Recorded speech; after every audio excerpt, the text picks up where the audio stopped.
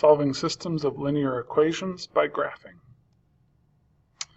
Okay, so just a reminder, system of linear equations. Remember, that's when we have two or more equations and we can solve them mathematically, like through substitution, which we did in the last chapter, or we can solve them by graphing. And the whole idea about systems of equations is we're trying to find the point of intersection. That's our solution, okay, where those two lines cross. All right. When we are looking at systems of linear equations, there's going to be one of three possible types of solutions. Okay. The usual one, the one we most normally see, is when we have two lines that intersect and we have just one solution. Okay. We can sometimes have two lines that have the same slope, okay, meaning they're parallel. And if they're parallel lines, then they're never going to touch, right? If they never touch, there's no intersection, meaning there's no solution. Okay. And the last possible type of solution would be when the lines actually overlap. Okay. And you actually have either the same equation or you have two lines that maybe one of them you graph down here and the other you graph the whole thing, but they end up overlapping and being the same line, and that in that case you have an infinite number of solutions because they overlap on every single point. Okay, so those are the types of solutions we could have. Our first concept is graphing a system of linear equations to solve a problem. So this is like a word problem that we get, and the idea is we can use the information in our word problem to make a graph and then get the answer. Okay, find our solution where those two lines cross. All right, so when we are reading through our word problem, the first thing we want to do when it's a system of equations is find out what our two equations are going to be about. Okay, because if we know what they're about, then we can start figuring out what the equations are. All right. So we have a pool had 3 feet of water in it to start and is filling at a rate of 1 foot per hour. A neighbor's pool started filling at the same time, but is filling at a rate of 2 feet per hour. How many hours until both pools have the same amount of water in them? Okay, so we have pool A,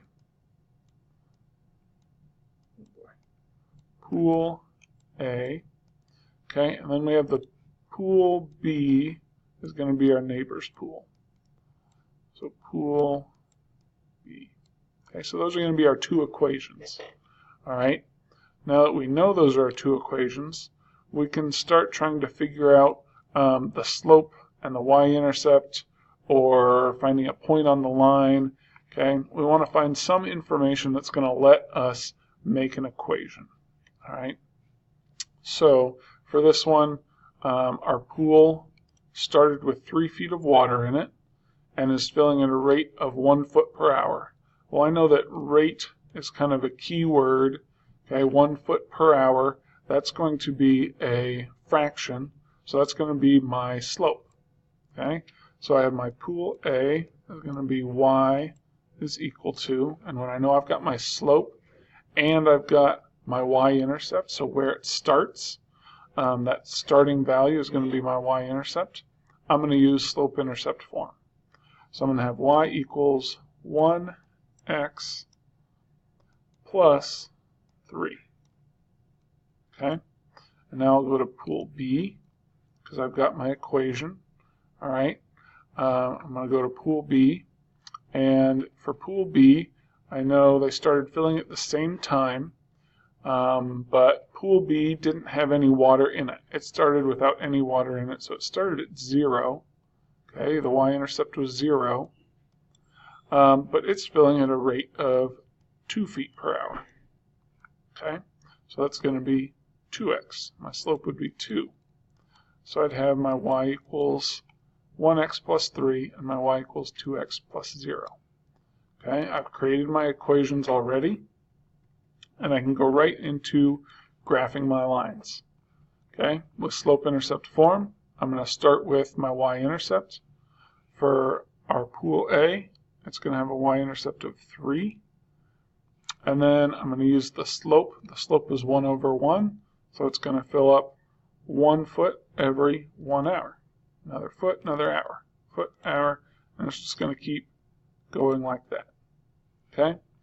My second equation has a 0 for the y-intercept, so it starts right down here on my origin, but it's going to come up 2 feet every 1 hour. So 2 feet every 1 hour, 2 feet every 1 hour, 2 feet every 1 hour, 2 feet every 1 hour.